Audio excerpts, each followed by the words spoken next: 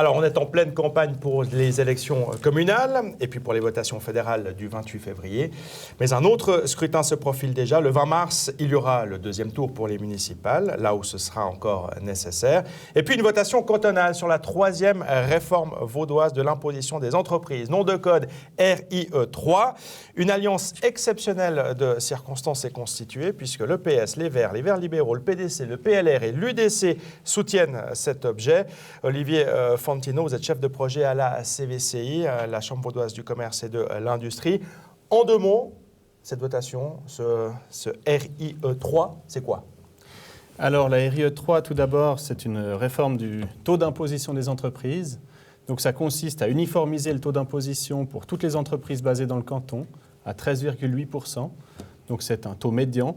Actuellement, les entreprises internationales payent moins que les PME locales. Et donc ce taux-là, il permettra donc de conserver les entreprises internationales qui fournissent environ 25 000 emplois dans le canton de Vaud.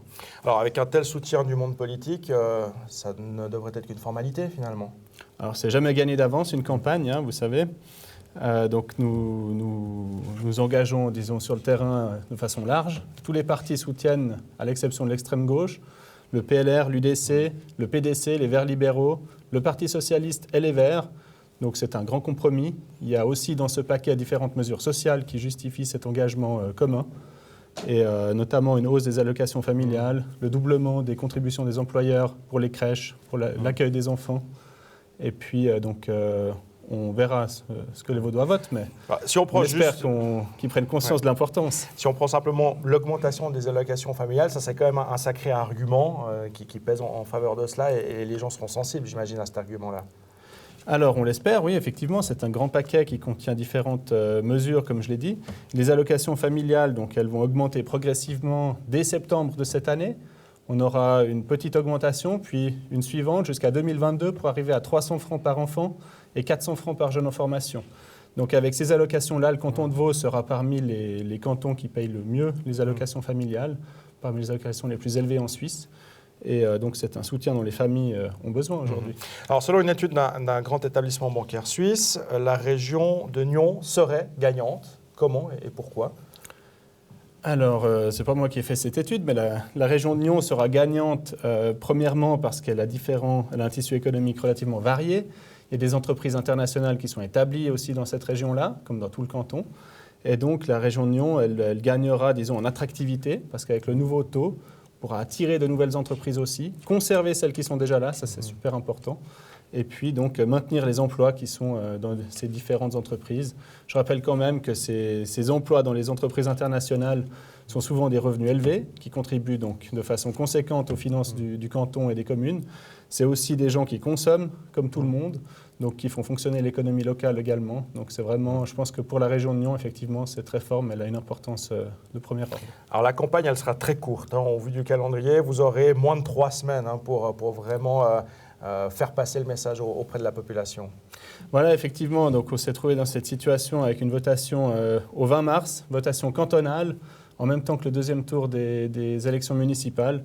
Et il est vrai que nous avons commencé déjà la campagne au début du mois de février, mais avec toutes les campagnes communales et les campagnes fédérales, c'est un peu noyé c'est là très au milieu, chargé. voilà. Donc on aura 3 semaines en principe où on sera, disons, plus visible, et on aura l'occasion, j'espère, de bien expliquer aux Vaudois en quoi consiste cette réforme.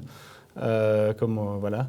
Mais c'est vrai qu'en principe, c'est assez court pour une campagne. Moi, je tiens juste à dire une chose quand même, c'est qu'il y a une petite subtilité au niveau des bulletins de vote. Il y aura des couleurs. Voilà, il y a une question de couleur. Et là, j'attire l'attention des téléspectateurs, c'est vraiment ne mélangez pas les différents bulletins de vote. Votez séparément. La RIE3, c'est un bulletin vert. Ne mélangez pas ce bulletin vert avec des cartes de vote ou des bulletins d'autres couleurs. Il faut vraiment voter séparément pour chaque votation. Ouais, ça, c'est du matériel de vote qui arrivera début mars, en même temps, j'imagine, que tout ce qui concernera le deuxième tour des élections communales.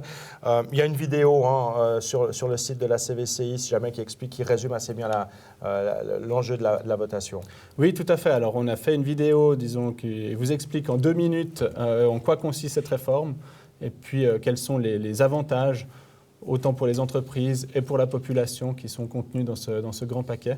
Petite correction, c'est sur les bulletins de vote, ils arrivent la semaine prochaine.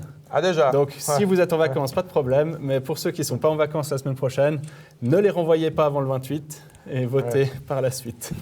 Bien, merci beaucoup Olivier Fontino. Rendez-vous donc sur le site de la CVCI et puis on aura l'occasion évidemment de reparler encore de cette votation cantonale d'ici au 20 mars.